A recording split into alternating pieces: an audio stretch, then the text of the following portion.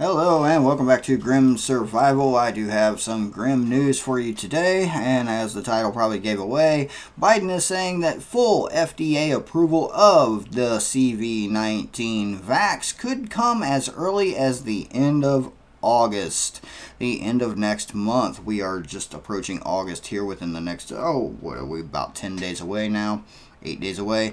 So about 8 or 9 days away. I'm not sure if there's 30 or 31 days in this month. But yeah, I'm going to throw this article up on the screen for you in just a second because this is disturbing. I had a couple of comments, and I've actually talked to several people over the past couple of weeks that were saying this exact thing, that their employer was not going to mandate the vaccine in their job or their office or wherever, including some universities that would not mandate it unless it was fully approved by the FDA. That could be as early as August. Alright, let's do the magic screen thingy so you can see where I'm getting this information from, and move me out of the way. Get out of the way, me. There I go. Alright, here we are. This article comes out of CNN. I got a text for this earlier today on an app that I highly recommend you use.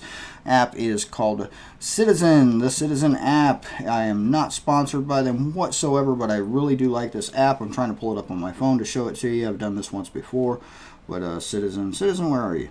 Well, maybe I moved it. Apps, I have too many on this phone. There we go. Citizen, I'm not gonna show you that, but let me just zoom way out here and go to some random place. All right. This is Billings, Montana on Citizen. If you can see that, it's showing me everything around it. And I'll actually do a review of this app soon so you can see it better. And yeah, that's a goal. This app sent me an alert saying that full FDA approval could come, as like you're seeing here, by the end of August. So yeah, let's go ahead and read what CNN has to say for themselves. To date, more than 339 million doses of the vaccine have been administered to give people protection. Okay, I'm not going to read the propaganda. Let's skip over that. Several studies show that 3 vaccines authorized for emergency use in the United States work and are safe. And the government continues to give them out in schools and at ball fields, and yet not one has been formally approved by the U.S. Food and Drug Administration, the FDA. Not one of them. Not one has been approved. But they're handing out millions, hundreds of millions of doses of this, but it's not been approved. But, the government said it's safe, and we can trust them to have our best interests at heart, right? Yeah. On Wednesday, President Joe Biden told CNN's Don Lemon during a CNN town hall that he expects CV-19 vaccines could get full approval quickly. They are not promising me any specific date, but my expectations, talking to the group of scientists we put together, plus others in the field, is sometimes maybe the beginning of the school year. And yeah, that would be my prediction as well. By the end of August, beginning of September, October, they'll get a final approval, Biden said, by October. They're going to try to roll this out before kids go to schools. Many states, including the one I'm currently in, is saying they're trying to pass laws to give you religious and other medical exemptions for your children at schools. So a lot of these schools are saying they would not force they won't force the vaccine, including universities, schools, local school districts. They won't force the vaccine unless it's FDA approved. Lots of them have said that. So what are we looking at right here? We are looking at timelines for the approval, the FDA approval. I hope you can read all this on the screen. I do have the ability to make it a little bit bigger, but it's kind of iffy because I can't see it very well with this current setup, and now it's lagging. All right, that's awesome. Anyway. Where the process is now, this is the most interesting thing. Historically, getting a vaccine licensed by the fall would be fast, especially with as much as the FDA has to review. At this point, what takes time is the agency has to go through absolutely everything. It cannot skip a page. There is a lot of everything. I'm sure there's a lot of everything. I wonder if I have the ability to send them some videos that they should look at about side effects that I had seen and posted in various places. I believe those videos actually were removed. But yeah, serious side effects have occurred, including death. When we were reviewing applications back when they were on paper, there was so much it would not fit on the freight elevator. That's how big the application is. You have lots of data to review, said Norman Baylor, who had to run the FDA's Office of Vaccines Research and Review and been through this process several times. He's the current CEO of Biologics Consulting. Go figure. The COVID-19 vaccine received authorization based on interim data that showed the vaccines were safe and effective for only about 3 months. Although, when something's 95% effective, you can assume it's probably going to be highly effective for a while. 95% effective. We've gone over the numbers before. Go back, look at them for yourself. Just, that 5%, let's just say that they're not lying about that 5%. 5% ineffective. 5%, maybe 5% has major side effects. That could be one of the things they're talking about there, right? Some drastic bad side effects for that 5%. How many people you think's in that 5%? Just calculate 5% of the United States, and what are we sitting at, 4 billion or something like that?